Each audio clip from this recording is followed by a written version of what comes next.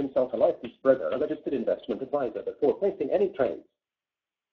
All securities and orders discussed are tracked and monitored in virtual trading accounts. Virtual account prices and returns may differ from actual trading results. Commission costs are excluded. Neither PhilStockWorld.com, CSW, nor its affiliates, nor any of the respective offices. Personnel, representatives, agents, or independent contractors are in such capacity as licensed financial advisors, registered investment advisors, or registered broker-dealers. Nothing contained in this webinar, website, or promotional material constitutes a promotion, recommendation, solicitation, or offer of any particular investment, security, or transaction. Trading options involves risk. Visit the OCC website, www.optionsclearing.com, to read characteristics and risks of standardized options.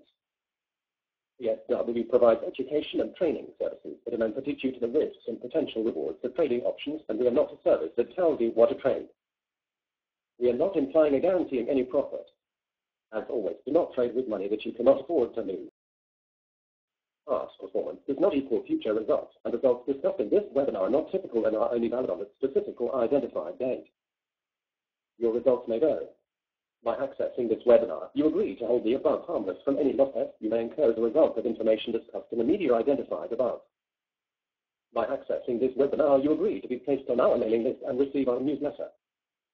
Rest assured, we take your privacy very seriously, and we will not distribute or sell your information to anyone. Okay, great. How's everybody doing today? All right. Let's start with the first one. No sound. I think you're going to have to reboot, Ken, because I think everybody else can hear. Story. Okay. Where am I? All right, yes. First of all, catastrophe in oil. I'm very pissed off about that, so I'm not going to be in the greatest mood right now. Oil just dropped $1 in like a half hour, and that really sucks because I happen to be getting ready for this webinar, and I wasn't watching it. So I lost, I had 15 open contracts. I'm down $15,000 on that. So I'm not at all happy, and in fact, that's going to cost me my first-class tickets to London, which I won last week. So I just lost, I didn't lose all of last week's money, but I just lost enough of it where I'm not in the mood to take first-class seats. Very pissed off. Anyway, all right, so that's that. The indexes are all over the place. The Dow's down, the S&P's down, the NASDAQ, though, seems happy about something, and the Russell was happy, and then it changed its mind. If I'm going to take a bet, I'd say the S&P here is probably, I mean, not the S&P, the NASDAQ is probably going to start coming down if these guys do. Now, to me, if the oil stays down this far below 42.50, you're going to start seeing some selling off in the oil sector. And look at gasoline, 140. That's no help either. I wouldn't even call it a buy here because we could be into like a panic mode at the moment. So unfortunately, I'm going to ride mine out. But again, I'm incredibly not happy right now. So it's I'm not sure how I feel about it. We're down more than 2.5% for the day. It's down 2.78% for the day. And that's after a similar loss yesterday. So we're down basically 5% in 2 days. That's not good. That's not healthy at all. That's, in fact, the start of a major correction possibly, especially when there's no deceleration to the declines. In fact, again, if we go any lower than this, we're actually accelerating the decline. So that inventory report, and we'll take a look at that in a minute, just did not make anybody happy. And again, I'm not sure I see why, but let's take a look and see what we see. All right, so let's take a look at the petroleum status report. We'll see what the update looks like.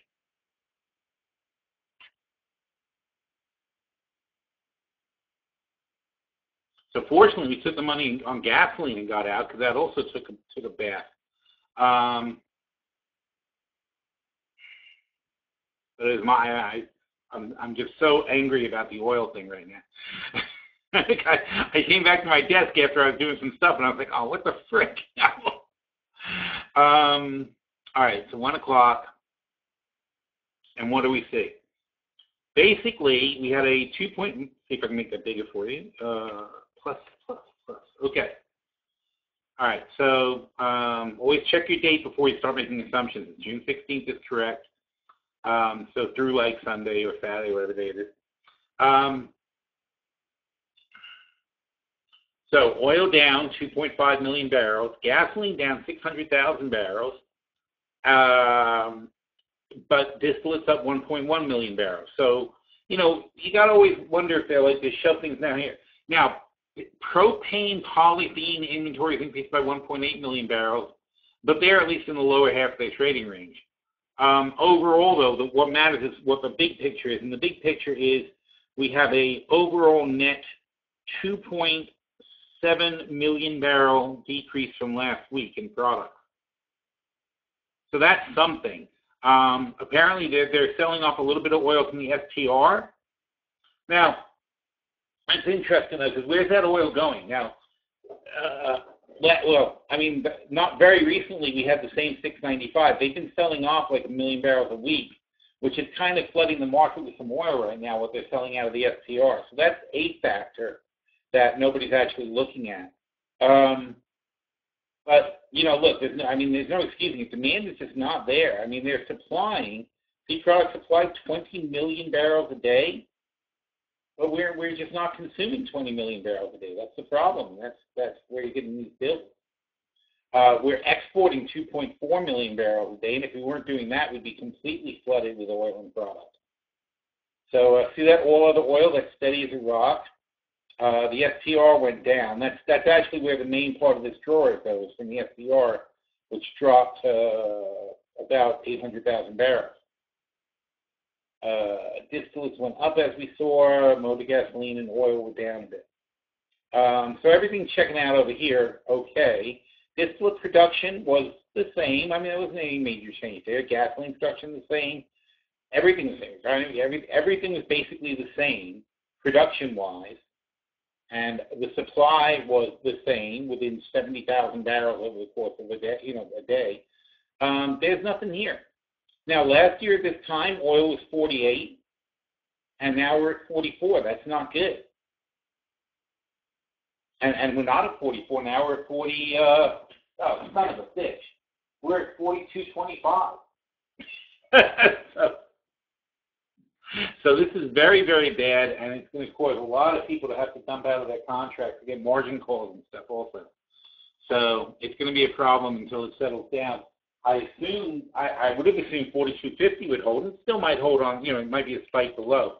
But again, if we stay this low, you're looking at a very, very nasty multi-day correction. Let's take a look on the futures chart.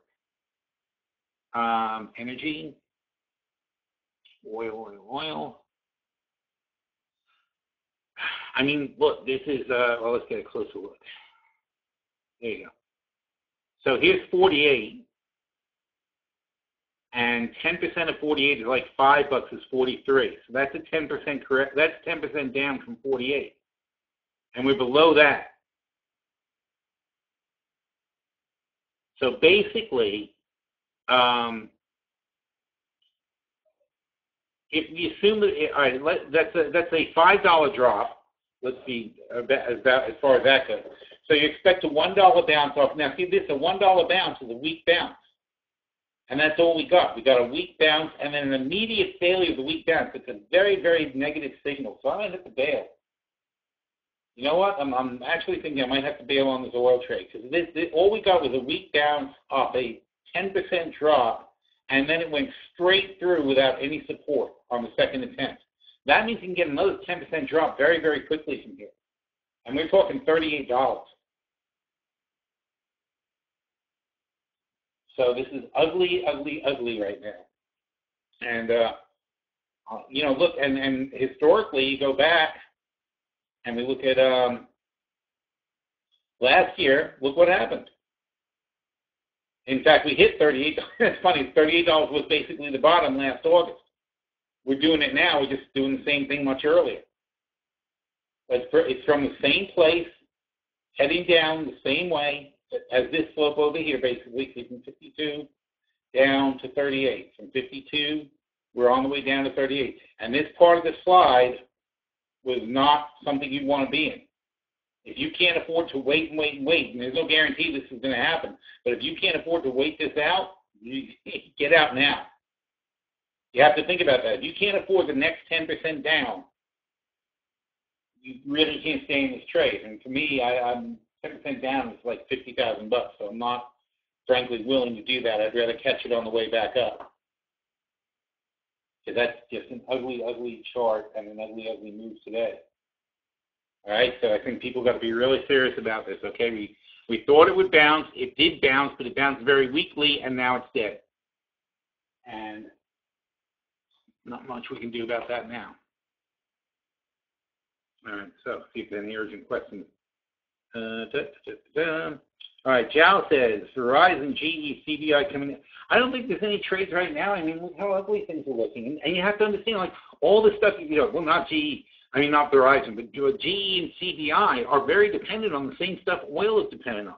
And if oil sells off, whether or not you think it's disconnected from infrastructure and the economy and so on and so forth, there's still plenty of trading programs that are going to say, oh, no, that's all connected. That's the rules. The rules are when oil does this, then we sell off all these stocks, all these industrial stocks, because obviously if there's no oil demand, the industrials must be dead. It doesn't really account for the fact the industrials are switching to solar. And frankly, Chicago Bridge and Iron helps build solar projects and helps build alternate energy projects, but it doesn't take any of that into account. It just says oil, industrial is bad, oil bad. Same with the transports. Everything's indexed to the transport, and it's the same concept. It thinks that the transports are going to be some leading indicator, because that's the old theory on the Dow. So I would be very, very cautious here and very, very patient, because we could be at the cutting edge of a fairly large sell-off. Now, Frontier, we're waiting for a reverse split that's supposed to happen. I'm not sure if they actually scheduled it yet, but there's supposed to be a 15-to-1 reverse, a 1-to-15 reverse split. No, sorry, 15-to-1. So in our portfolio, let's see what we got here. In the options opportunity portfolio on FPR, we have 6,000. So those 6,000 are going to become 200. No, not 200. 15.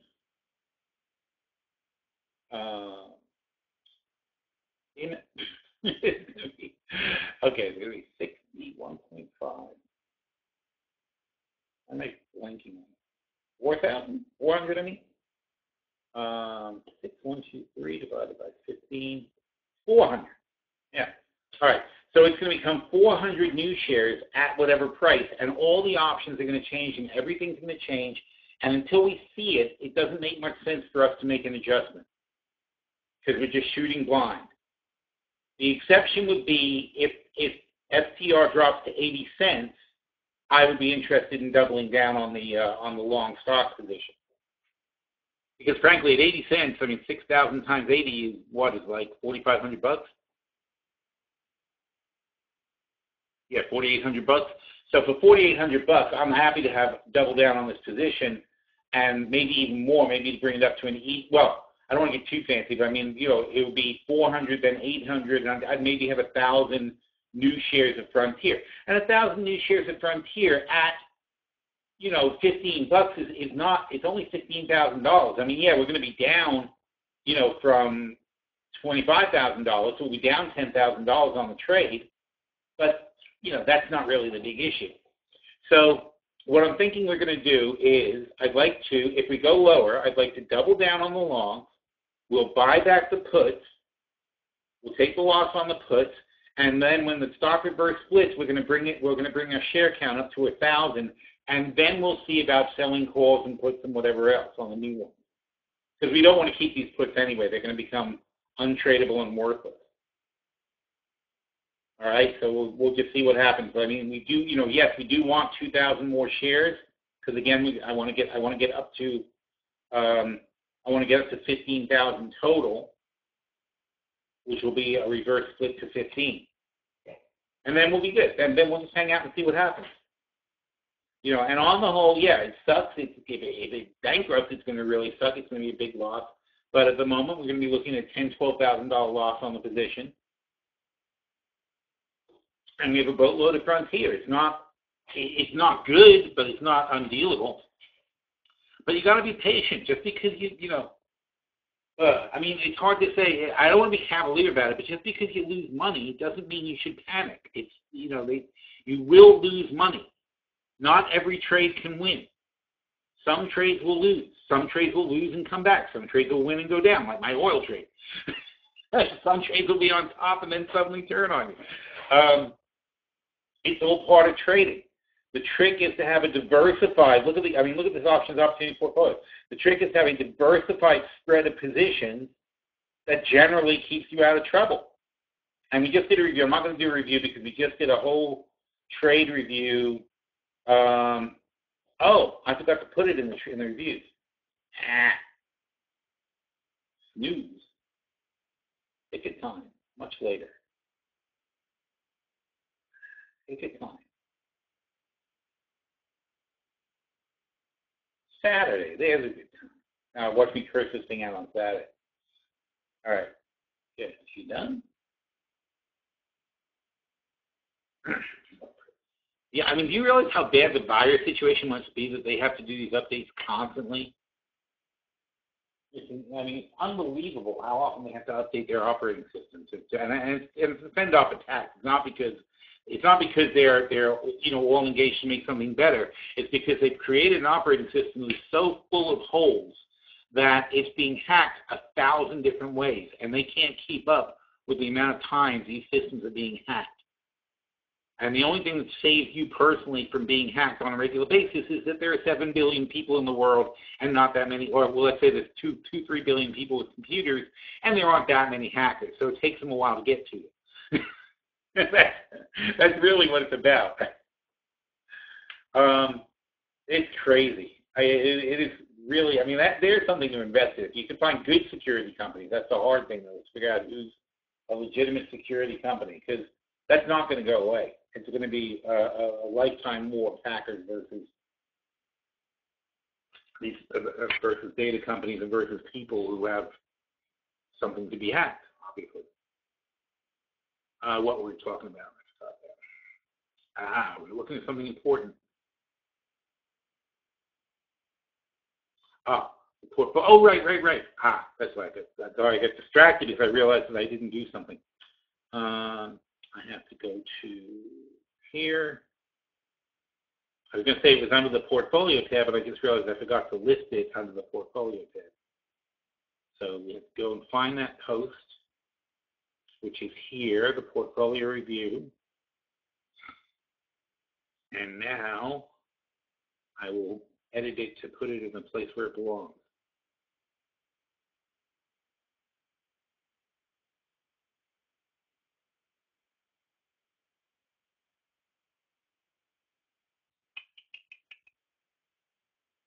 Category. Portfolio review. There you go. Now save it and we're all set.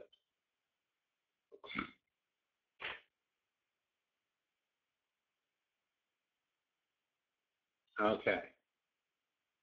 So now, now to finish that thought from before, all you have to do is click on the virtual portfolio tab and you'll see our portfolio review. So that's where everything is there. And we had all the changes in positions. Isn't that cool? I did that. I didn't do. I mean, all I did was writing the words, but I found this nice little things with graphics like that.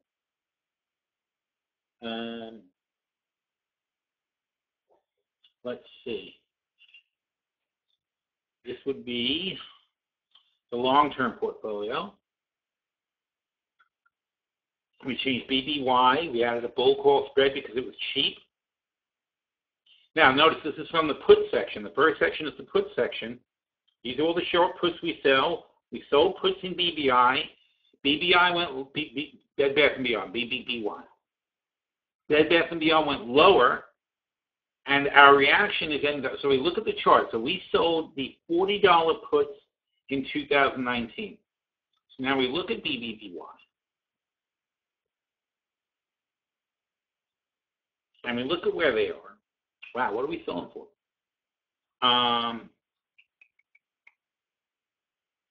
We sold them for $4.50, so we're basically netting in at 35. So we look at Best Buy, and it did crash down with all the other retailers to $35. That, as you can see, is a big, long time low. It's half the price it was a couple of years ago. All right? And then we'll take a quick look at Yahoo. By the way, I don't like Yahoo, but the one I use is very data intensive, so I can't use it for the webinars. It crosses up with the other thing. The thing we're using for the webinar that messes it up. But generally, it's close. I mean, I'm getting to more and more not like Yahoo. I don't trust their numbers half the time, but we'll see. Anyhow, and also it's limited information. So anyway, so 2 years ago when Bed Bath & Beyond was at 70, they had $12 billion in sales. They dropped $1 billion to the bottom line. Okay, they still have $12 billion in sales. They're dropping $700 million to the bottom line. That's not good. That's worse. But it's hard to say what the reason is there. You can't really, from just a quick look like this, tell what it is. So let's see if we see any major problems. Cash is down. Inventory up a little bit. So it does look like sales are slowing down a bit. Property, plant, and equipment, goodwill, that means they bought some stuff. Accounts payable, not changing, that's good. Liabilities, changing, no. Overall liabilities, no change. Debt, same. Liabilities, deferment. Okay, so in other words, nothing really is different. This is the key. Nothing has really changed from 2 years ago to today. Okay, their revenues are off a bit, but that's, any kind of retailing operation is going to be somewhat cyclical. That's just a fact of life. You can't get into these stocks and think that they never go down. It's just not realistic unless it's like Amazon or Tesla. And when they do go down, they're going to crash so spectacularly, that it'll be a whole thing. But, when you look at a stock, it's down, and you say, well, okay, what changed? Nothing changed. Now, let's see if they've done anything sneaky. Okay, income, like we said, is down. You're looking for major changes. Liabilities, changes in liabilities. There's more liabilities, changes in inventories. These aren't balances. These are cash flows. But nothing too much there. Cash flows from investing activities. So there's something interesting is they have these negative cash flows from investing activities. Now, for some reason, they have the same amount every year, so it looks like they wrote something off. So they wrote it off every year, so it doesn't count. I mean, it doesn't count as, it's not something where you say that's different than this. Sale, purchase of stock. They had a buyback program of some kind, and they spent $500 million buying back stock. They spent $2 billion and $1 billion here buying back stock. So how much is that? That's like almost 3.5, almost $4 billion they spent over the last 3 years buying back their own stock. They only have a $4 billion market cap. But you know what? This is what I freaking hate about buybacks, okay? When did they buy back the most stock? When it was way up here. These idiots spent perfectly good money, $2 billion, buying back stock at 73. And now that the stock is 33, they're spending $500 million because they ran out of buyback money. I hate that. Hate it, hate it, hate it. Buybacks drive me nuts.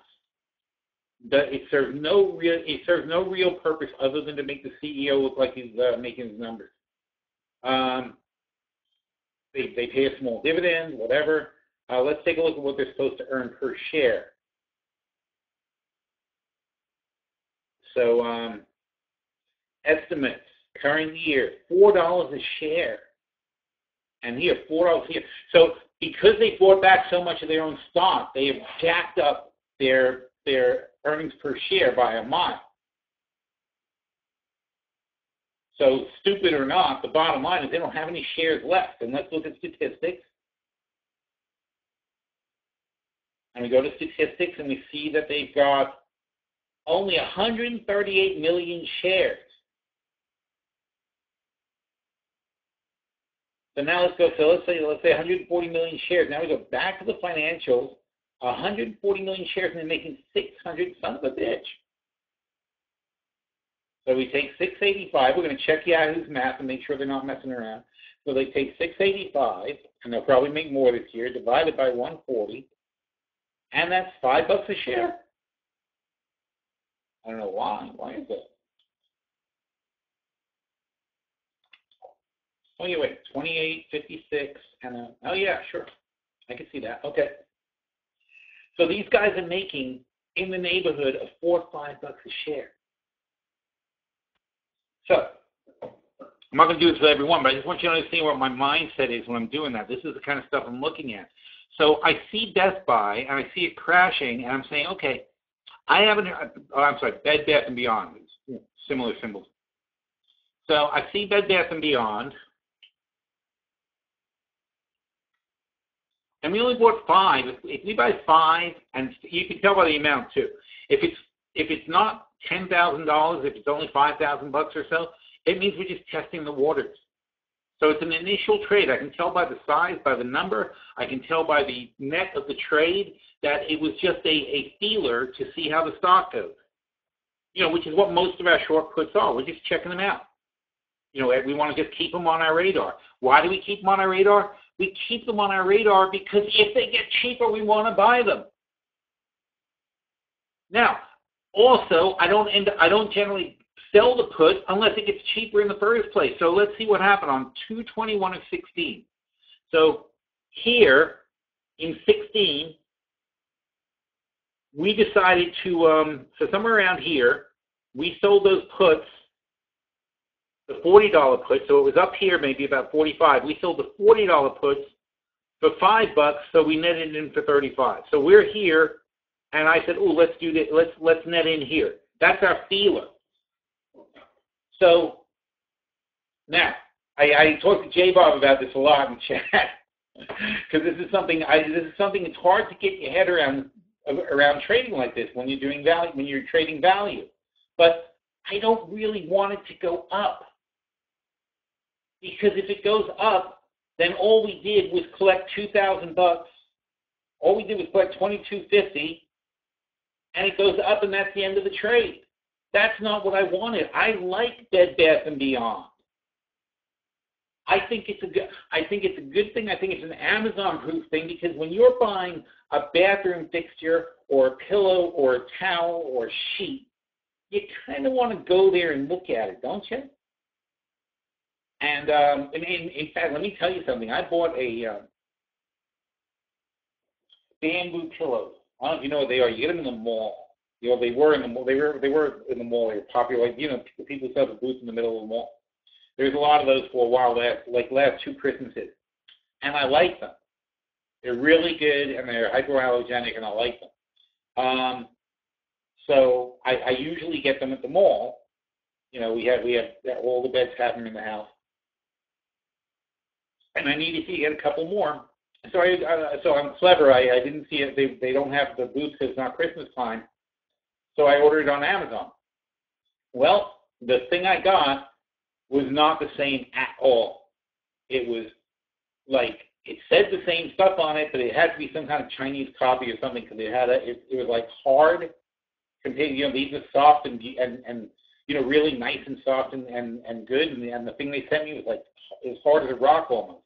And it wasn't a setting. I checked. There's no settings. There's no different feels or anything like that. It just is a different product or a inferior product or a clone. Who knows what it is? Anyway, so to me, I think places like Bed Bath & Beyond are places where you like to touch your merchandise and feel things and see it. And plus, it's household things. It's the kind of stuff that, to me, is a neighborhood thing that people buy. I know Bed Bath & Beyond by me is packed all the time. People are just always buying knickknacks for shopping. And it's also one of those stores you have to actually go out of your way to go to. It's not even in a mall. So it seems to be a pretty good traffic place to me. Anyway, so I like them. I think they're not something that's easily taken over by Amazon. Same goes for food, though. I got to tell you, you get food delivered, it's iffy. You know, especially like fresh produce and things like that. I almost always want to pick it out myself. But, you know, people like that. In fact, I was just talking to somebody, it must be a girl thing. I was talking to somebody who thinks if Amazon has a clothing thing now, Amazon Prime something, fashion, I don't know.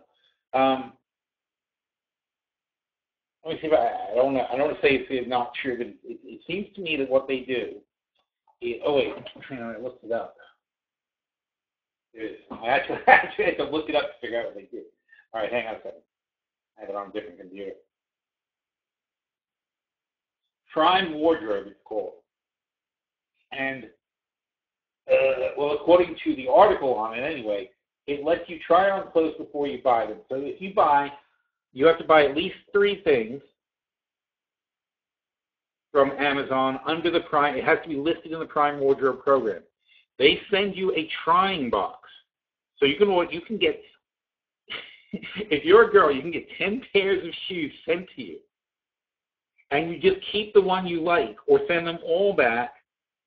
And the box that they send you already has a return shipping for it. So it's a resealable box that they send you. And you basically get a box, you try on the stuff in the box, and you send back anything you don't want to keep. And they credit you for that. Now, I'm sure they must put a charge on your card or something before they send you the stuff. I think it's just insane. I mean, it's like in their warehouse, it's like having a shoe store. And it's not just for shoes, it's for everything. But I don't know. It just seems like crazy to me. But that's the problem, though. It doesn't matter if it makes sense, and it doesn't matter if it makes money. It just matters if they steal market share from other people, and they'll be rewarded for it. Whether or not it ultimately makes money or makes sense isn't the point, because there's no other retailers left. Because, you know, see, then Amazon puts everybody out of business. Then they go and buy, like, Sears and opens up their own stores and then starts doing the same crap everybody else used to do with come to the store and try things on. You know, they'll cancel Amazon Prime Wardrobe and then send you to their store. So meanwhile, now it's all Amazon stores. They put everybody else out of business. It's crazy what's going on right now. Anyway, so meanwhile, back to the point. So Bed Bath & Beyond, they keep saying Best Buy, Bed Bath & Beyond makes enough money and is the kind of a store where I don't mind taking risks. So despite the fact that they're down, that's what triggers the fact that they're lower than our target triggers the fact that I want to go along with the target. So long story short, what do? We take the original short put. We don't change that because it's fine. I said it got cheaper. It was 36. Now it's getting worse. And that's 35.50. I still like them, but rather than commit to more puts, let's add a bull call spread, and we took 10 long 30-40 bull call spreads. That's not aggressive because they were at 36. Now they're at whatever they are. Wait, where are they? Now they're at 34. But we took the 30-40 bull call spread. So we only need them to be a bit above 30, or maybe, let's say 35 probably would work. And we're good on the trade. But you see what we're doing here? So in other words, when we started here at 45, we wanted to initiate a position at 35. If we don't get to initiate the position, so we want to initiate the position, we sell puts. If we never get to initiate the position, we keep $2,200 as a consolation prize. But that's not what we want. What we want is to have the spread. So now we have a $10 spread, a $10,000 spread with 10 contracts that we paid net zero for. So now instead of making $2,250, we're lined up to make $10,000 if Bed Bath & Beyond goes back over 40 in 2 years. They were in 18 months. So that's our play. Our play is we think this is a realistic value, and when things calm down, they'll get back over. But it's going to take a long time to play out. And this Amazon thing's not going away tomorrow. Everybody doesn't come in tomorrow and go, oh, that was silly. Let's start buying retail again. It's going to take another event or another catalyst. Like maybe in earnings season, everybody will say, oh, look, these retailers are still making money. Maybe they're not. Maybe they'll get worse. And if it gets worse, we'll have to look at our positions and decide which ones are going to be bigger. But that's how we come up with these decisions. That's how we decide to take that money. Don't forget how long we've been sitting on cash also. We have forever been sitting on our sideline cash in these portfolios. We've got, in this long-term portfolio, we've got, that's not the long-term portfolio. In this long-term portfolio, we've got $1 million. We got 80% something cash. So we're dying to find something to look at, just like, in fact, that's what started this whole thing, right? Just like the question whoever had, Jal had, we're dying to buy stuff. But we're smart enough to know that some things are going to get super cheap. So we're going to keep our eye on things. You know, and when it gets so cheap you can't stand it, like CBI is practically there. When it's so cheap you can't stand it, that's when you make a move. And he said Verizon. Verizon's come down quite a bit too. Okay? I don't like Verizon as much as I like AT&T.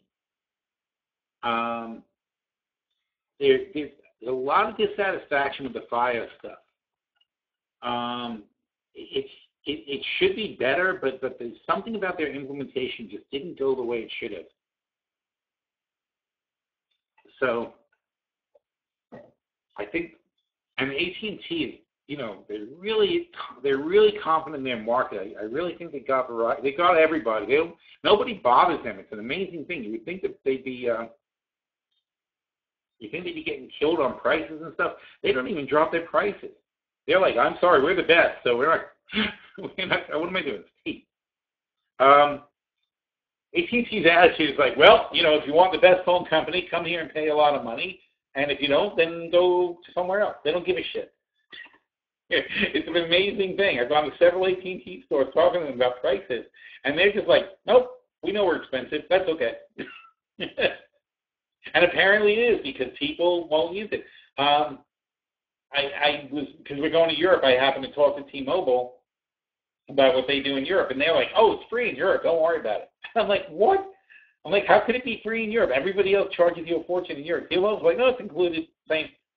No roaming charges. You can be in Mexico, you can be in Cuba, you can be in Canada, you can be in Europe. It's like, it's all the same. There's very few countries where they have a surcharge.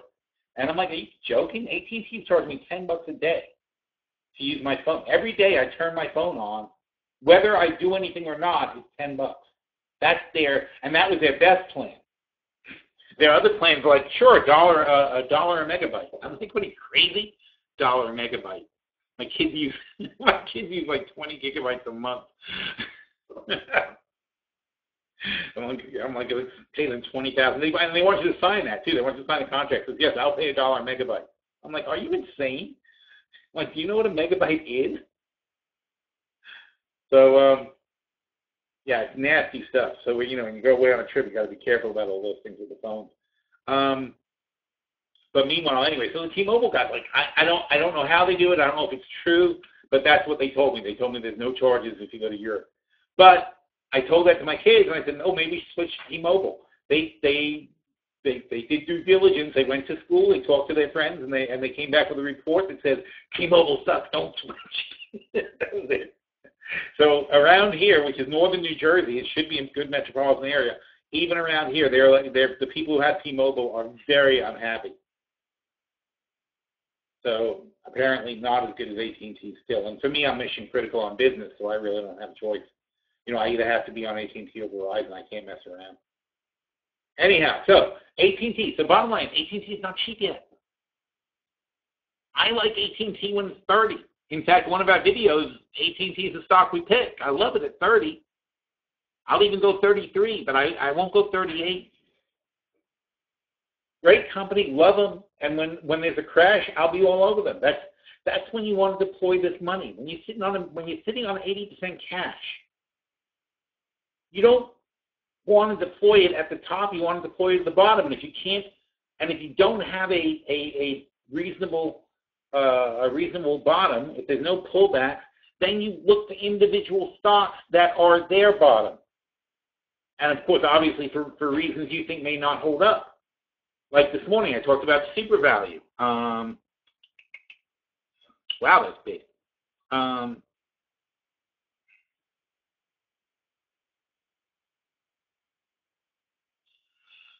Yeah, so this morning we talked about super value. And super value, because I thought this was silly. Again, it's an event that I can put my finger on, that I can say, did their business change? No, their business did not change. Okay, they've already been in a downturn, so they've already been heavily discounted. Their business didn't change, but just because Amazon bought Whole Foods, nothing happened to them except the speculation that now they're in trouble. As if everything Amazon touches, they destroy their competition, like newspapers or whatever, like Washington, it's not really Amazon, it's the Washington Post. Amazon's in a lot of things.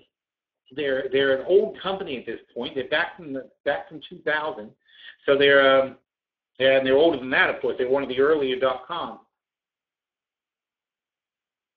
So they haven't put everybody out of business yet, surprisingly. If you look over a 10-year period, I'm sure Walmart's done pretty well while Amazon's existed, and so have many other retailers.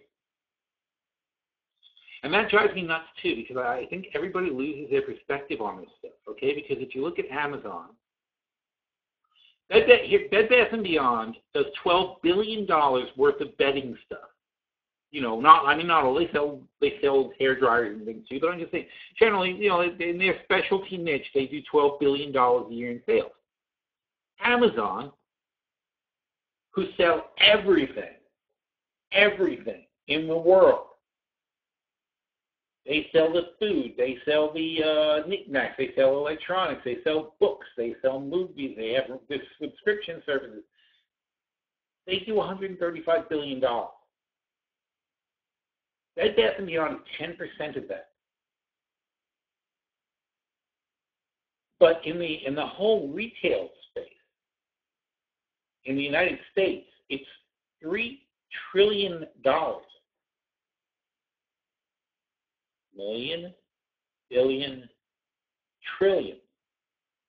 That's how much retail is in the United States. Amazon does 36 billion. There you go. Looks like a big number. And it's up. 1/22. So they are less than, if it was 20, it would be 5%. They are less than 20% less than 5%, maybe 4.7% of all retail.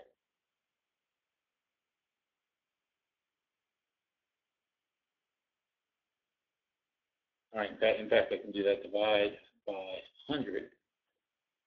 No. Shoot. 22 divided by...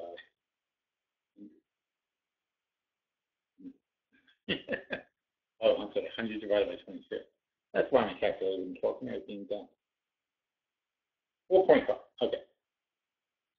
So Amazon is 4.5% of all the retail in the country. Not in the world, in the country. In the world, they're nothing.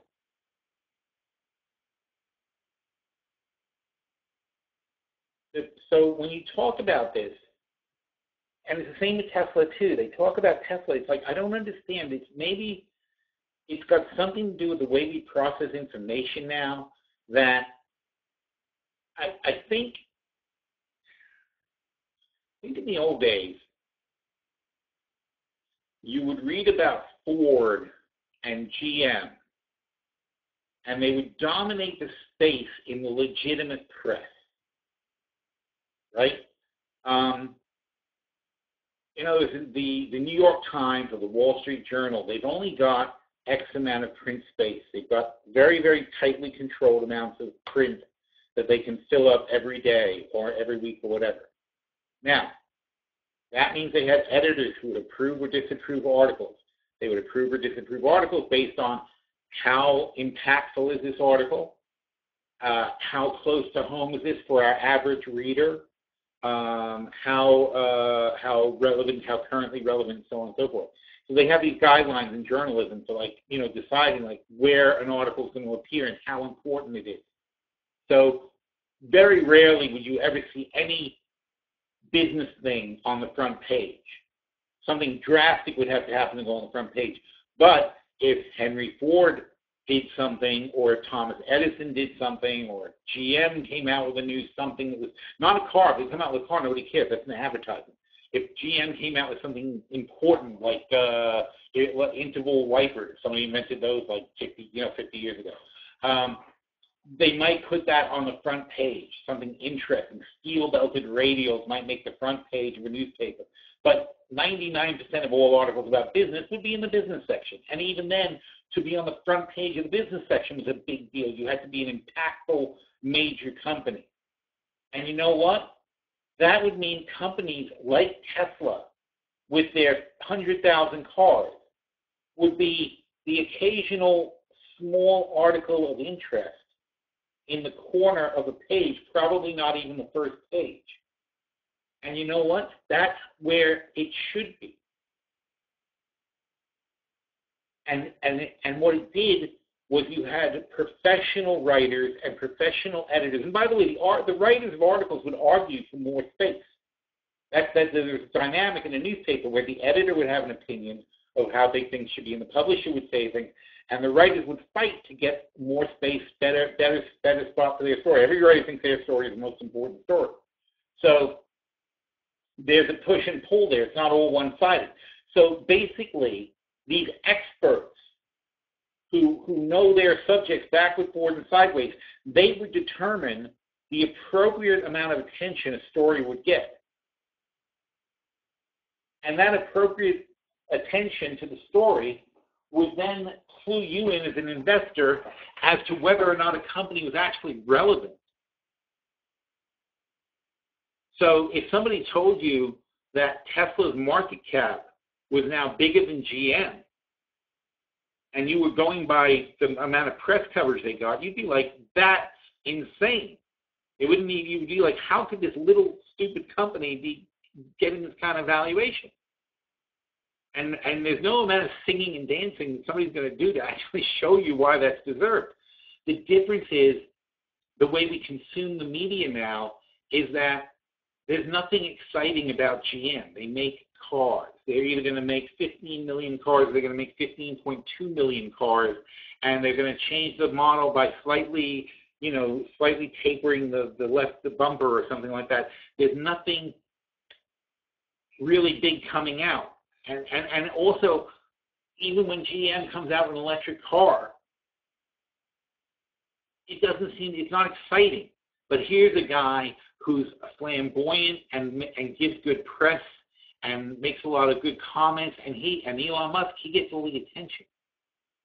And he gets an outsized amount of attention, and it causes an outsized amount of people to send dollars to his company.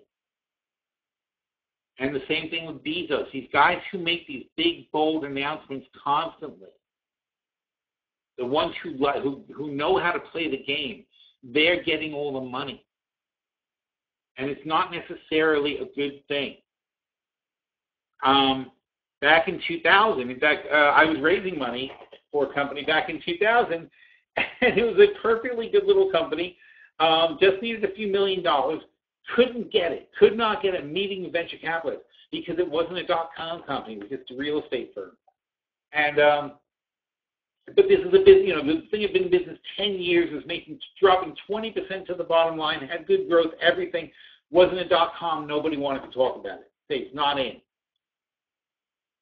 And that's what it was like. And this guy, he couldn't get $2 million, while other companies are getting $100 million just for showing up with a napkin saying, "Hey, we're going to change this or that." And one of them was Amazon, frankly. Like Webvan, we're going to deliver groceries. Oh, what a crazy idea! Turns out now that's what Amazon's doing. But delivering groceries is not profitable. It's been proven over and over and over again. So anyway, so the bigger point is this press concept that I've been thinking about, because it's because of the way we invest, because of the way we read about things, it magnifies small things, and it makes things seem disproportionately important or large. And I think a lot of the investors are losing their sense of proportion. That's what leads to a market dislocation. Is that when investments are going to the wrong thing for the wrong reason, at some point you hit a sort of stall speed.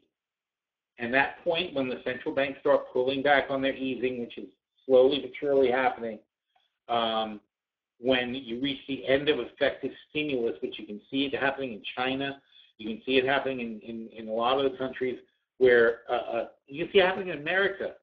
The Fed still puts in $60 billion a month in essentially stimulus, in QE.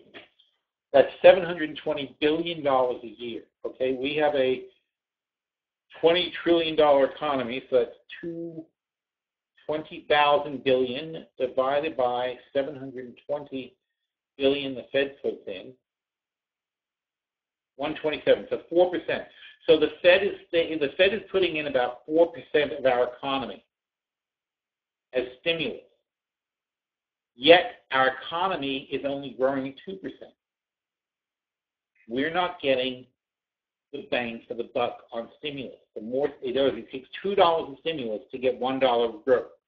In China, it's taking like $5 of stimulus to get $1 of growth. And we're heading the same way. They're just ahead of us. At a certain point, you can't afford the stimulus. If interest rates weren't 1%, you couldn't afford it now, because that stimulus is a bill that you have to pay interest on. And you have to pay it for 10 years. It's not a one-time stimulus. You're paying it for 10 years out. So we're going another $700 billion. It doesn't seem like debt that it is. Down the road, somebody's going to lose this money. And so, you put this money in, and the Fed isn't so big, they're rolling over existing debt, but still the Fed balance sheet's up $3 trillion. And that's debt. That's something that's going to have to be paid back by somebody. In China, they're up $10 trillion. They went from being at a surplus to being massively in debt. Now they're 250% of their GDP in debt.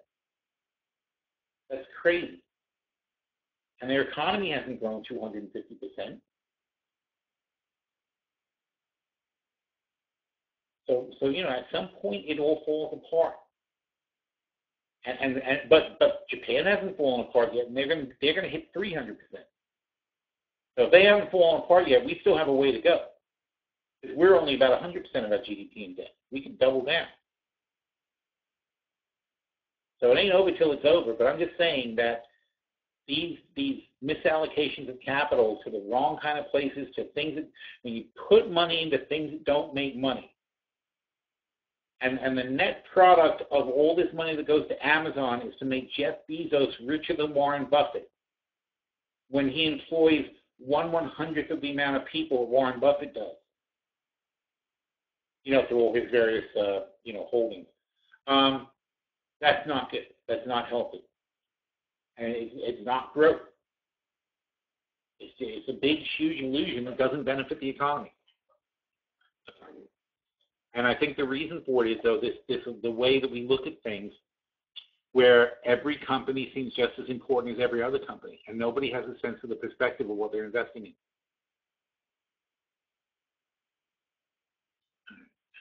Can't be over today because I gotta be out of here for a TV thing.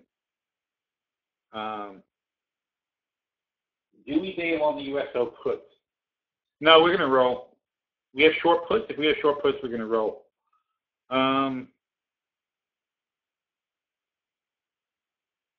All right, CBI. How is CBI doing? I have a live thing here. CBI. Oh, they're fine. 11%.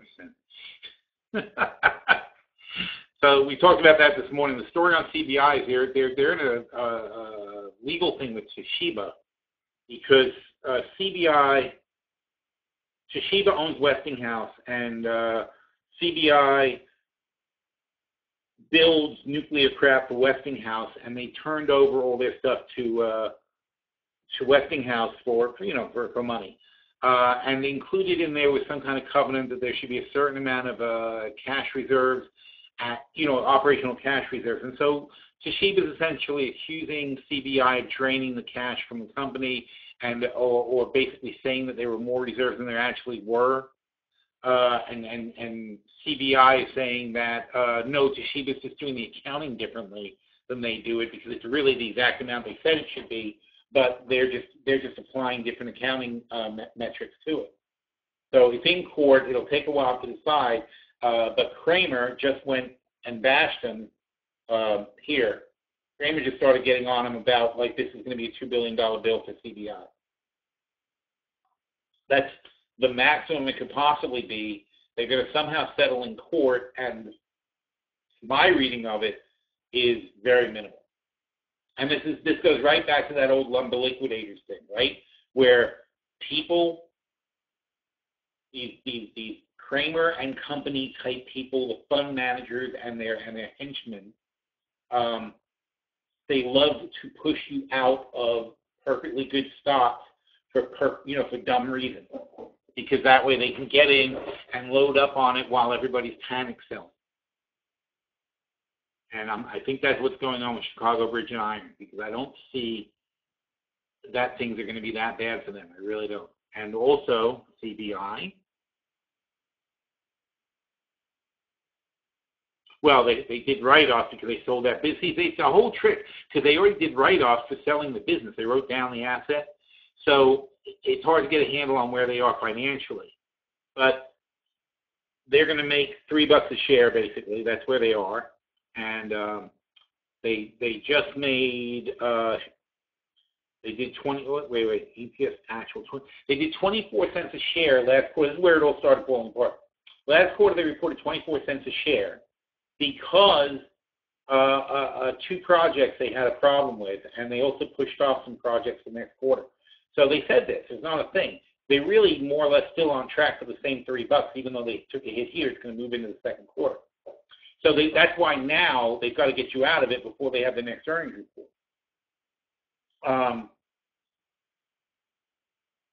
The reality, though, is even if they're only making $2 a share, it's $2 per $13 share. Even if they're making $1.30 a share, it's not that bad. Okay? How many shares are there? See, now immediately, lawsuit. How many shares are there? There are 100 million shares. So if they make $2 a share, they're going to make $200 million. Now, can they service a $2 billion debt? Yes, they can service a $2 billion debt. Hopefully they won't get a $2 billion judgment against them. All right? They don't have the cash. I know that. I have to look. But, my balance sheet, they've got $500 million in cash. They've got $500 million worth of cash. And they're making, let's say, cash flow. Well, we can see the cash flow, I'm sure, because the write-off wouldn't have hurt their cash flow. I have their negative cash flow here. So in a good year, they'll drop $200 million to the bottom line. That's exactly what I thought. And they have dividends and everything else. They got lots and lots of ways, and they're spending $200 million buying back their own stock. And I would too at this price. So, and here it is. You see how it spreads? Weak spending, legal woes. So in other words, weak infrastructure spending isn't there where we thought it was going to be, because Trump hasn't done any actual things yet. And legal woes are the same old story for 2 years straight now. Meanwhile, weak spending, and they just want a contract. But nobody cares if they want a contract. They only care about, weak spending, legal woes. That's what you flash in front of people. It's no different than lumber liquidators was when they were going down to a ridiculous price. And let's see if we can see what happened in LM. So whenever there's a story that you can convince people to panic, see this? And look how long it stays down. And I was banging the table on these guys over and over again. So you have to be willing to ride it out, and you have to be willing to be patient. There's no guarantee that this is the bottom. You know, maybe we're here, who knows? There's no guarantee it's the bottom. There's certainly no guarantee that it's going to go up and stay up. It could dip around here for 2 years before it goes back up. So the question is, do you want to own the company long term or not? But but I don't get mad at the companies because that's my opportunity to get in. If you have a long-term investing perspective that you're not buying for the month or the week, or you're buying for your lifetime, then of course there's some 2-year period in which you get a chance to buy it cheaply.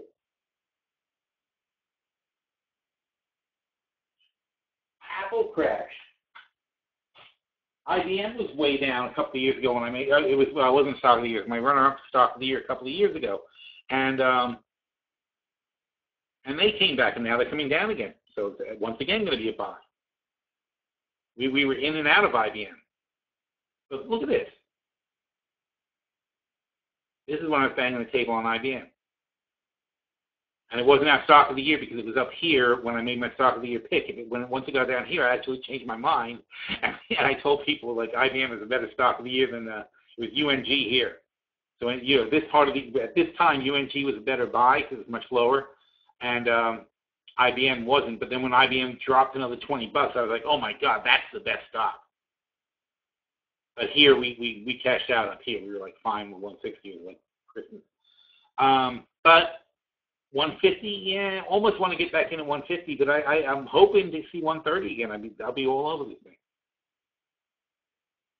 But stocks go down for stupid reasons. And in retrospect, you go, oh, that was stupid. But while it's happening, you're like, oh, they're doomed. So look, keep this in mind. Okay, this is what it looks like. 162 to 111. And then you go back to CBI. And it's 30 to 13. Is it the end of it, or is it going to go further down? And how long will it dribble out? And will it ever recover? That's what you got to decide. But don't get into stocks like this thinking they're going to suddenly go up just because you bought it now. In our long-term portfolio, weren't we reviewing this thing? Wasn't I? I get so distracted. In our long-term portfolio, where is CBI? It's further down. Oh, IBM. See, we sold the puts. We sold 5. Let's sell 5, 2019, 135 puts.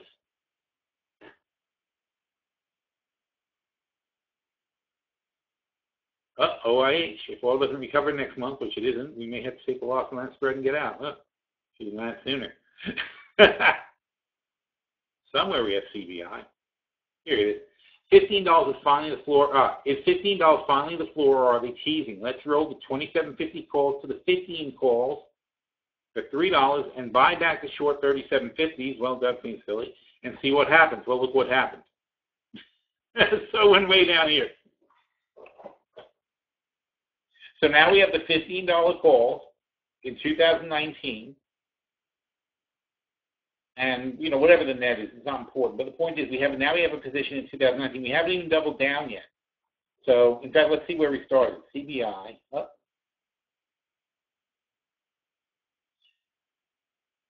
So back on 5.9, we took 20 of the 27.50, 35 bull call spreads, lost our ass on that. This position is down $13,000. Okay, we split this. We split this put into what I say is 70, whatever they are, whatever we did. But we didn't lose money on the put yet. We're just behind. We have a negative. On the spread, though, we've now moved down to a $15 spread, the $15 call, and we still have 20. We can easily double the 20 and then sell 40 whatevers, but we aren't there yet. We're just sort of making that, and that's another thing people don't get. We're only positioning now. This is only the first little move we're making. So what did we do? We took the 27.50 calls to the 15s. We bought back the 27.50s. That leaves us with the naked $15 calls. Oh, we didn't do anything with the short puts. We have the naked 27.50 calls. The naked 15 calls. We spent $3 to move to that, which is $6,000 on 20 contracts. And we bought back the short puts. The short calls. And now we're waiting to see what happens. We have the short 27.50 puts, which we can then roll into longer dated, lower puts. So we may never take the loss on that. If it retakes, let's say we roll 27.50 puts to the 20 puts in 2 years later.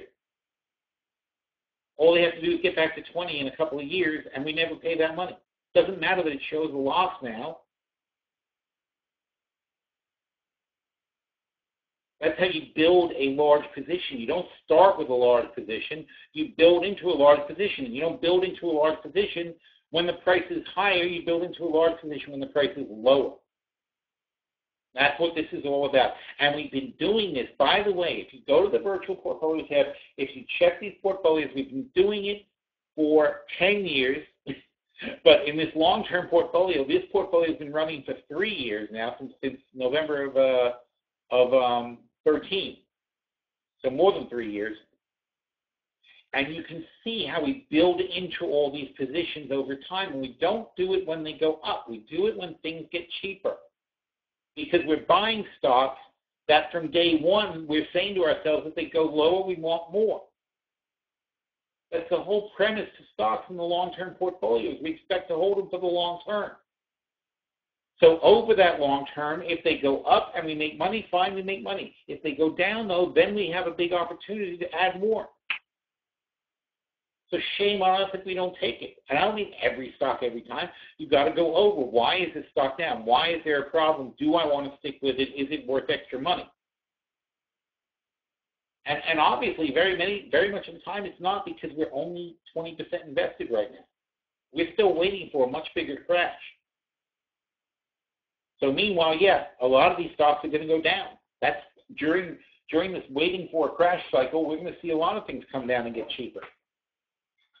But that's not a reason to panic. It's a reason to pick things and start buying. All right. We go over questions quickly. Like I said, I don't have too long today. Do we bail on your okay? Talk about that. Why do you think NQ is so divergent today? I do not know. I haven't had a chance to figure that out. Apple is up a little, but not so much. No, I don't know which stocks in the NASDAQ are holding it up. I mean, you got to look at the NASDAQ and see which ones are doing it. You know what? FinDiv has something like that, I think.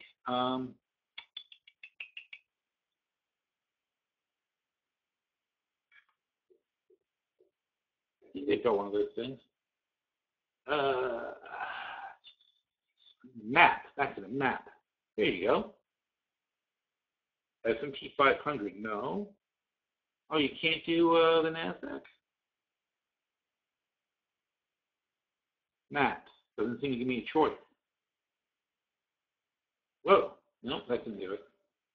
Oh, wait. What's that? No. World? No. Oh, that's interesting. Oh, I never looked at that. That's really cool. Wow.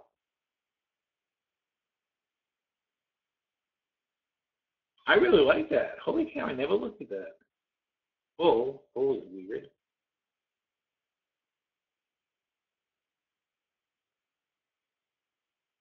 No, it'd be nice if they have.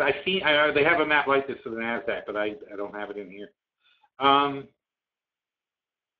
Anyhow, so basically, you want to find one of these. You want to find it's what's called a heat map, and look for a heat map on the NASDAQ somewhere, and you can see what's doing. Now, obviously, here's Apple, and they're organized. The way these work is they're sized by market cap, and then you see the gain of the stock. So you look at the stock. So in other words, if Apple gains, it's more important than if Philip Morris gains. Or Altria, or whatever the hell it's called. And as you can see, where's the money coming? Oh, here you go. Biotech's doing well. Oh, look at Gilead with another. Gilead's up again? Good God. There's one that people have been hating on. Gilead. I've been banging the table on Gilead. It's the same stuff. But unfortunately, when we're trading on long time frames, it's very frustrating if you think everything's supposed to go right up in a month or two. I've been pounding the table on Gilead on the way down. What an incredible chance to own this great company at these kind of prices. We started around here. We got into Gilead around here. I thought 70 would bottom out. And I don't care if it goes to 65. If I think 70 is a bottom, it doesn't change my mind because it goes below 70. I don't care. This is where I'm happy to start buying because 20 years from now, I'm pretty sure it's going to be at 140 plus. Or sooner than that, but you know what I mean. This is going to be a perfectly great company. Meanwhile, pays a dividend, very easy to sell options on, very good growth potential. There's all kinds of reasons to own something like that. It's slim pickings, man. Amazon, I don't know what would be holding the NASDAQ up. I think this is really silly. You got Google, Facebook, Microsoft, Amazon, Apple. Well, actually, you can see where it is. Oracle. Any four-letter stock is in the NASDAQ. Amgen, Celgene and Amgen, right? Bib. Yeah, so all these guys are NASDAQ stocks, and they're all, for the NASDAQ, they're heavyweights. So these biotech guys are pulling the NASDAQ higher. Then you've got the internet, the major internet players is also doing it. And what's Priceline up? Priceline's up a bit. So it's really those guys. I would say then biotech is what's bringing the NASDAQ up, and the big internet. And you're starting to see that decline in the oils, and the energy sector is really starting to fall apart. Look at that, 2%, 3%, 1%, 3%. These guys, oh my God, look at that. I can't point with the mouse and make it work. But anyway, look at those guys down 5%, 10% for CHK. Oh man, Chesapeake. There's one I like down that right.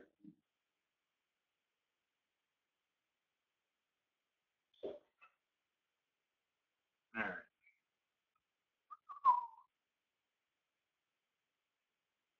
FTR split July 15th. Oh, okay, thank you. All right, so when I get back to my trip, we'll deal with FTR. Are you writing, CL, are you writing it? Yeah, I'm writing it out. Freaking awful. Are you still on coffee? Yeah, I'm still on coffee. And that one I'll put some more money into. Wow, what's that say? 121.95. Oh my God. Yeah. Yeah. I mean, it's bad, but it's a long-term play. Did you cover FTR in the OOP? I'm long 127. No, FTR, it's the same thing. We're waiting until the split on July 15th. That's the bottom line. Unless we get a spectacular drop like to 80 cents, where we want to double down, we're going to wait until they split, and then we're going to reposition it, okay? Then by repositioning, I mean double down anyway, but I want to see what it is on the new prices. Because until we see what the new puts and that won't be the first day anyway. Until we see what the new puts and calls and everything look like, we won't be able to tell. Oh, and the shooting, I agree. I think this is insane. All right? I mean, I just think, the Amazon thing, I can't even imagine. I mean, they're going to freaking take back, and especially when you think about shoes or any kind of clothes, people are not going to nicely put them back in a box. I sure wouldn't. I mean, unless they have rules, and if they have rules, then I'm not going to do it. But I mean, if they don't, the point is, I take it out and try on the shoes. First of all, trying on the shoes, you've got to clean those shoes. You can't just let people try on shoes and send them back. It goes for any clothes, really. And then you're going to restock everything and put it back, and then don't you have to label that it was tried on? Don't you have to call your clothes tried on clothes as opposed to brand new clothes? It's crazy. I'm telling you, when you think it through, it's stupid. But meanwhile, it's good to boost their stock.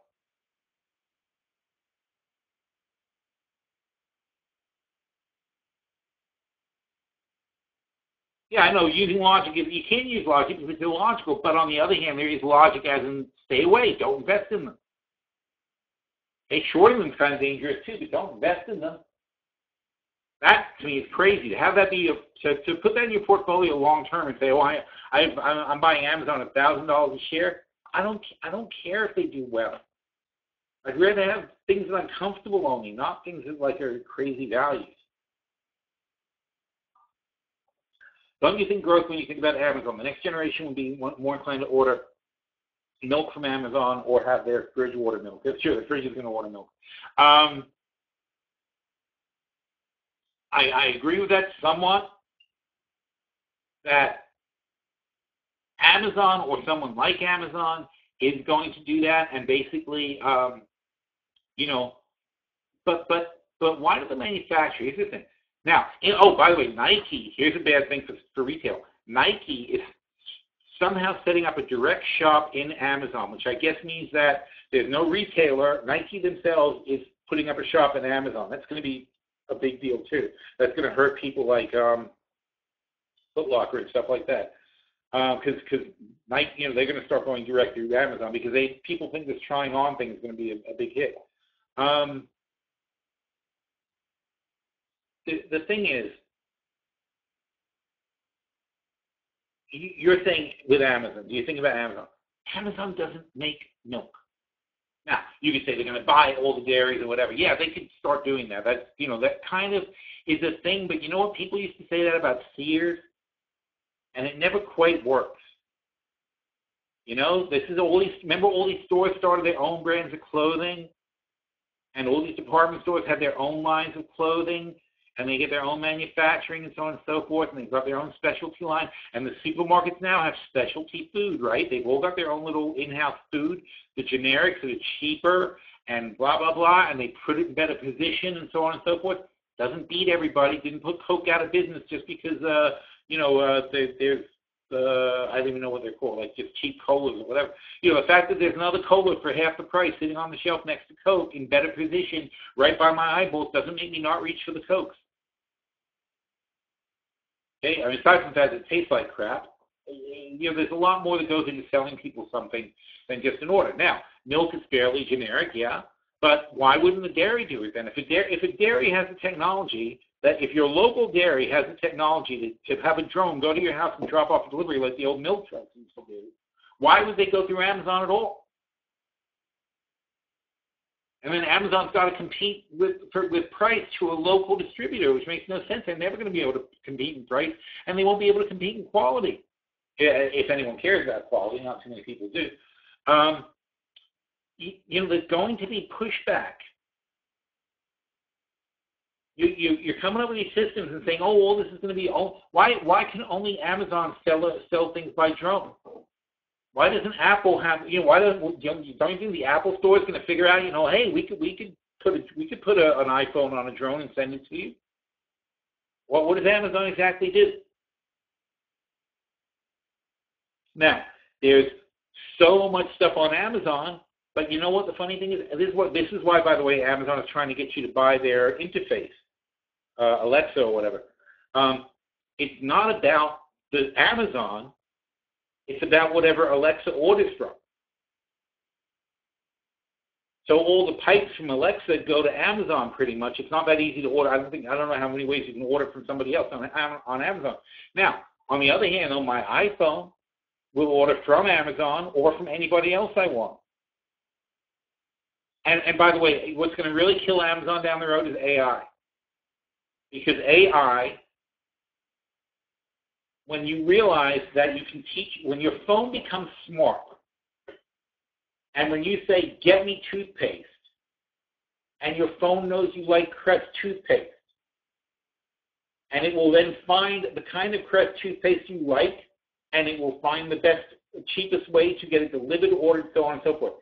So you will be the efficiency will be on your end, and Apple will make great money selling an efficiency product that gets you the best possible bargain to get your toothpaste or anything else that you desire. Get me concert tickets, get me movie tickets. Okay? That's the reality. we're in a very temporary period in which the store is even necessary. Because your phone is going to learn how to do everything Amazon does as far as ordering and coordinating stuff, and your phone is just going to sit there and make lists for you and take orders for you and get you stuff. And that's why Amazon is pushing so hard to get Alexa out there. That's why they're opening up these bookstores to push the Alexa, because you go to the bookstore, it's all about pushing Alexa. They say you're coming in for books, but you're not really coming in for books. You're coming in to have the Alexa demo to you and to show you the 150 different ways that they sell you Alexa. I couldn't believe it. I went to the New York store. I was like, holy crap. I thought it was going to be a bookstore, and it was like an Alexa store. Still a really cool bookstore, but I mean, I could not believe how much space they devoted to Alexa. But if you think about it, you look at Amazon and you think, oh, well, they're the only ones that have this. That's this little tick in time.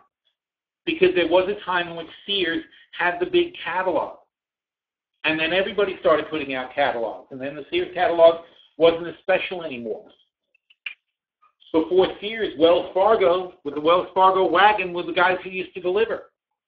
And they didn't have a good catalog, but they delivered. So people would order from Wells Fargo because that's where you got stuff. They didn't know what, they would order the meager selection. Sears came out with a huge selection of stuff and a great big catalog. And everybody went, whoop, screw Wells Fargo. And the Wells Fargo wagon disappeared, and now Sears comes along with trucks and all that, bringing stuff in. So now Amazon does that. Now Amazon kicks Sears' ass.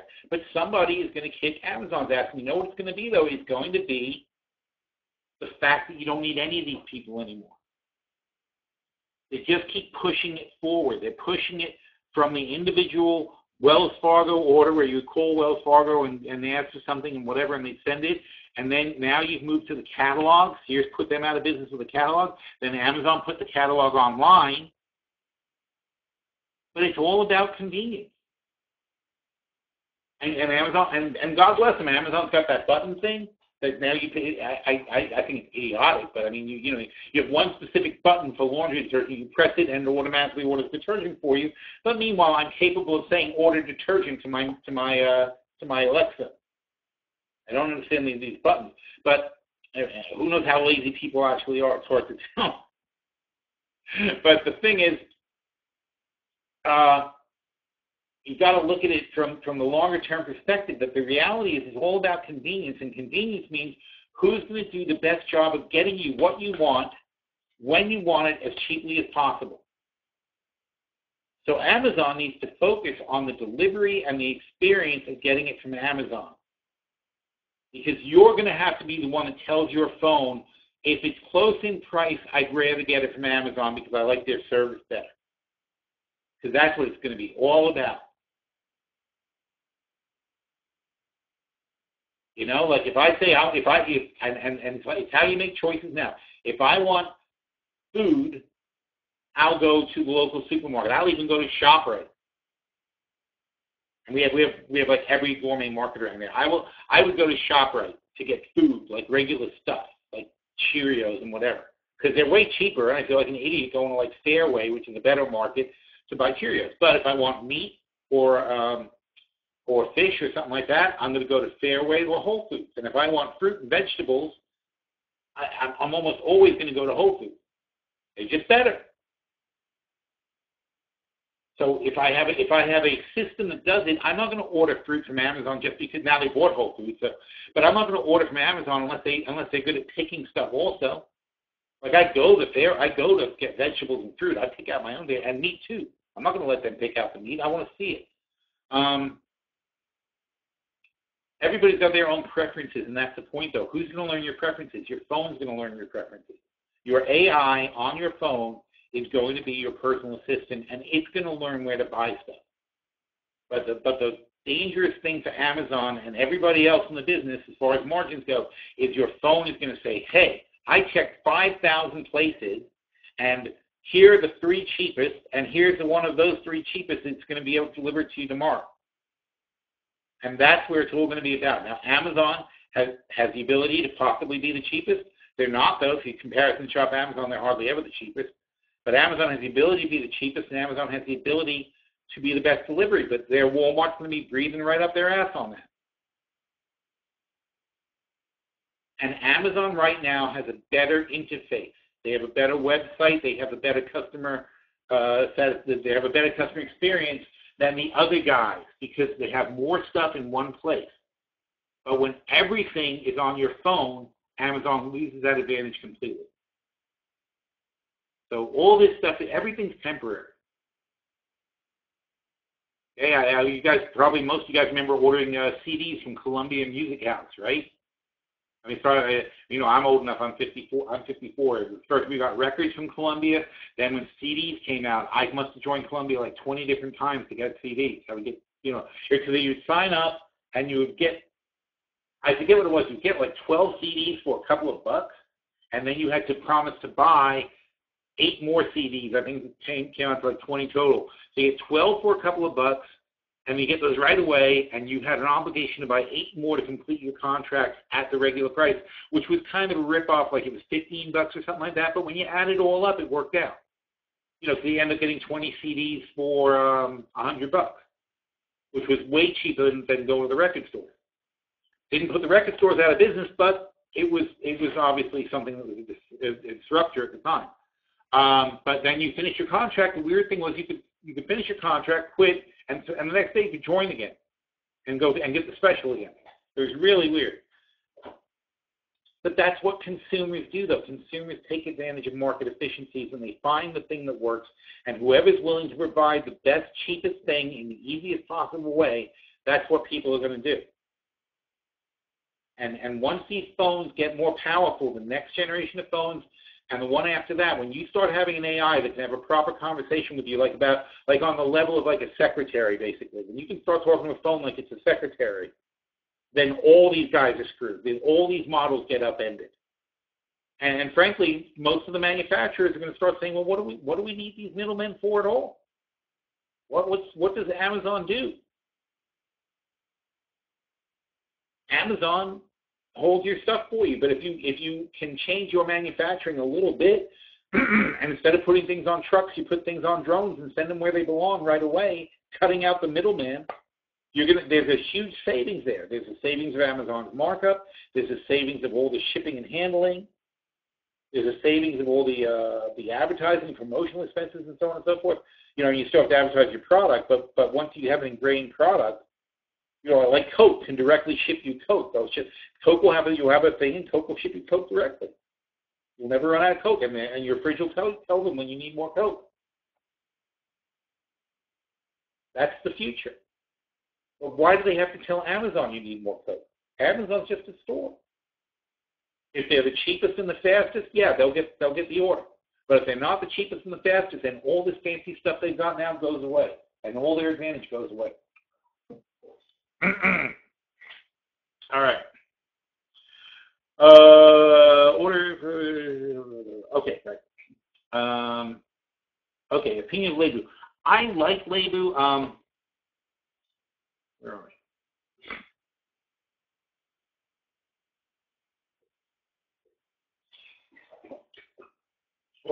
They already blasted up. That's what I thought. It's an ultra bull on the biotech. I wish you would ask this question a couple of weeks ago because I would have said buy it. I don't like it that it went from 44 to 65, and now we're thinking of getting it. But yeah, I think biotech's coming back, and I think that's, it's just sort of like a little bit of a rollover in the tech space. So we'll see what happens. Would it be bad to get a bull call spread in there? No, I don't think so, because I think that if you look ahead, 50 seems to be a fair, not 50, 45 seems to be a good, solid floor for them, although it's always hard to tell with an ultra. But 45, don't forget the reason we went into Lebu here was because they were down because of the Vertex thing. Here. This was all because of VRX. That's what caused this. They crashed, they took half the industry down with them, and it was all stupid. And then we said, well, here, instead of buying any individual biotechs, although we, like Gilead, of course, but instead of buying individual biotechs, let's just get Lebu. That's what we said last year when it was down here, or actually probably here. And I said that they should recover from this, and they are recovering, and now they're getting their footing back, and probably if they hold 60, they're probably going to go much higher. So it's still a good play, and if you wanted to do it,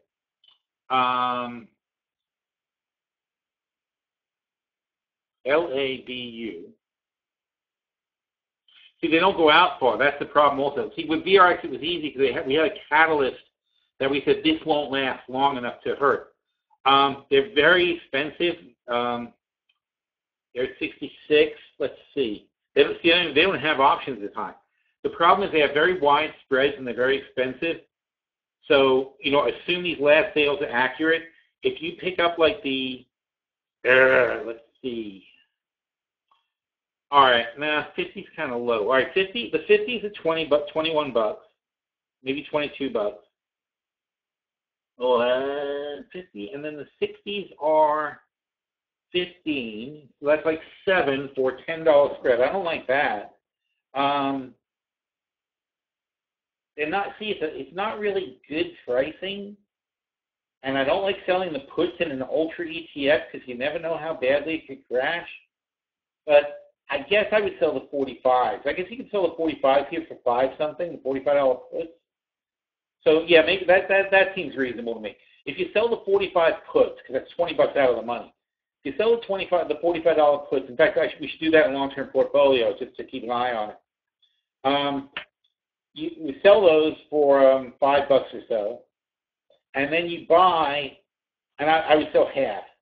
Let's say you sell 5 of those for $2,500, right? Then you can pick up the 50. I'm trying to think when they get cheaper, but they don't.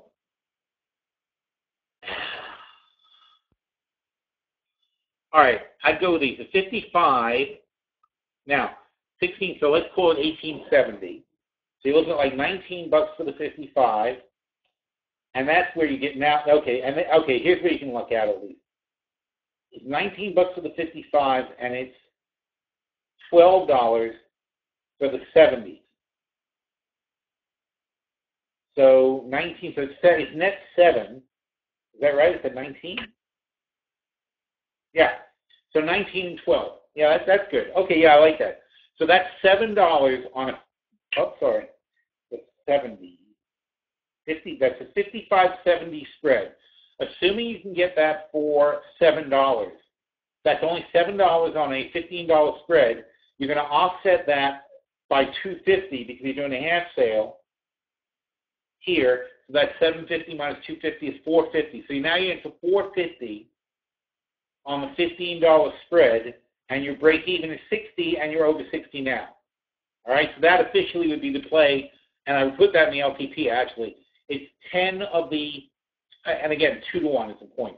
10 of the 55 longs, December, and selling 10 of the 70 short calls, and that would be net 7 on. I'm sorry, net 7 on that part of the spread, and then selling 5 of the. So 7 would be 7,000, and then selling 5 of the 45 puts for $5. That'll be $2,500. So you're net in for $4,500 on a $15,000 spread. Now, that's pretty good, because all you have to do is get to 70 by December, and you're going to make $10,000. I mean, that's more than 200% in a few months. So yeah, there's a good play. It's a good idea. I like that. And what makes that play work is the ridiculous. See, I wasn't that warm to it until I saw that you can sell these freaking puts for $5. It's $20 out of the money. This thing has to drop 33%. Could happen, but we don't see any reason Biotech's going to take a hit like that. Okay, Biotech is not pharma. It's different. Because pharma I'd be worried about because of the healthcare bill. All right. Okay. Oh, gosh, shoot. I got to go. All right. Isn't it worth selling CBI puts? It is very tempting, and it's worth it if you're not in it. We're already in it, so we're screwed. We sold the put. If I wasn't in it, I would absolutely want to be selling puts. I like the position. Oh, oil's back to 42.50. I still am not going to go first class on these freaking things. So mad about that. Biotech are holding up the NASDAQ. Yeah, we talked about that. Could it be window dressing for the end of the month too? Isn't it a little early for that? It's a little early. I think it's too early. What's your outlook? Wait, am I right? Yeah, it's the 21st, right? Not till next week. If it was the end of the month, I'm like late. What's your outlook for DBA for 2018? It's been very disappointing. I mean, the food prices have stayed very low. DBA has not gone well, and we're going to roll. I don't know if we did roll or we're going to roll our DBA position. What did I say about DBA? Oh, there you go. Good for an trade. Time to roll. So we rolled to the January 19 calls. We rolled them down to the 17 calls. So we basically just repositioned ourselves lower on DBA. So it's like, it's going to, look, it's a commodity. You can never tell with commodities, but indications are if the economy is getting better, then eventually food demand kicks in and prices go up. That has not been the case at all. Been persistently low, but this does tend to be a bottom. In fact, this is the last time we played DBA was when it was 19. This year we picked DBA when it was down here. It was our Secret Santa's hedges. Didn't work out. Well, it worked out and then it didn't work out. So it worked out at first and now it's not working out. So what we're doing is taking a mulligan and we're kicking it back another year and we're dropping ourselves $2 in price. And we'll see what happens. 8 tracks. Oh my God. Yeah, that's true. Oh God, I did get 8 tracks once. I think one time, my first car had an 8-track player. It was the only time I had 8 tracks. And I never, and cassettes, I never, see, that's the funny thing, when they came out with cassettes, I never got cassettes because you could record your own. You couldn't record your own CD. That's in fact why they invented CDs. They invented CDs because you couldn't, at first, the idea was you couldn't record them. Because the tapes were killing the record industry. You know, those tapes were awful. I would just sit there on the radio. I was so good at like name that tune. Like if the second the song came on I liked, I would hit record off the radio and I would tape the song. So I didn't buy the records. I would just have it for free. And then of course I had friends who had record players who would tape stuff for me. So I guess it was technically illegal. I don't know, but whatever. I had the best mixed tapes though, because I would just wait because you know songs were popular and they play like 10 times a day. So I would just wait for a song I wanted to have on the tape to come up, and I would just bang record as soon as it came on. And oh man, those were the days. Wow, it takes me back. I wish I had those tapes. Have I ever met Jim Cramer? I've met him only at I've been at parties and events I've been at. I've never actually sat down and talked to the guy. He doesn't like me because I called him out on. It was going back 10 years. I mean, he liked me a little. He liked me at first, but only for a very small amount of time because he's exactly the kind of person I call out on being, not particularly good for people. I point out too much stuff that he's done that I'm basically on his shit list. Dodge Challenger. I had a Barracuda. I had a Plymouth Barracuda. Love that car. And a box full of 8-tracks. Yeah, I just threw out mine. I mean, we did spring cleaning, and I was like crying. I threw out all these VHS tapes. I stupid stuff like Cheers, things like that. It's like I got 4 tapes of Cheers, and what was that show I used to like? The police one. NYPD Blue? I don't remember. That was the point there. I looked at this box full of tapes that was like taking up a huge amount of space, and I'm like, oh my God, it was like, no, the serious one. It was like Hill Street Blues. That was it. And Freddie Mac. Yeah, I think we just hoping it comes around at some point. It's one of those long-term things. Not Miami Vice. That's not worth taping. God, even at the time, people knew that, didn't they? All right, last one of the day, because I got to get out of here. I got to go to New York and tell everybody in Canada what to do. That's what I wrote in the article today. Yeah, I mean, basically, we're going to talk. It's TV, so you got to do it in advance. We're going to talk about the stuff I talked about this morning. I doubt that's going to vary. Well, I would like to talk about my theory on news. I think that's a good thing to talk about. Wish they had time. Let's see. Well, they're chugging along. I just think it's a good value bottom.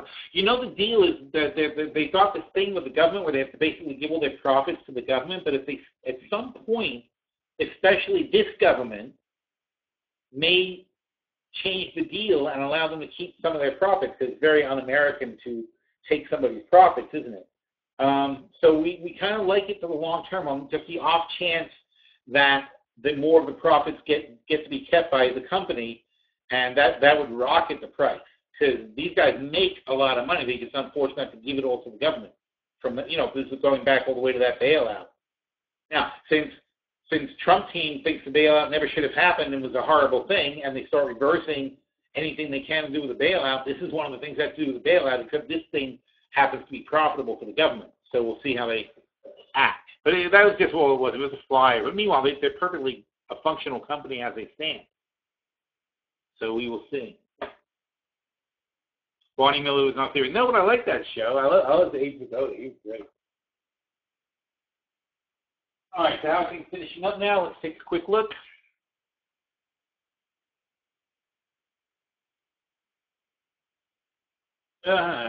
So kind of a little bottoming action here. We got a little Dow's coming back a little bit. Nasdaq's here. The S&P. Nasdaq flying up.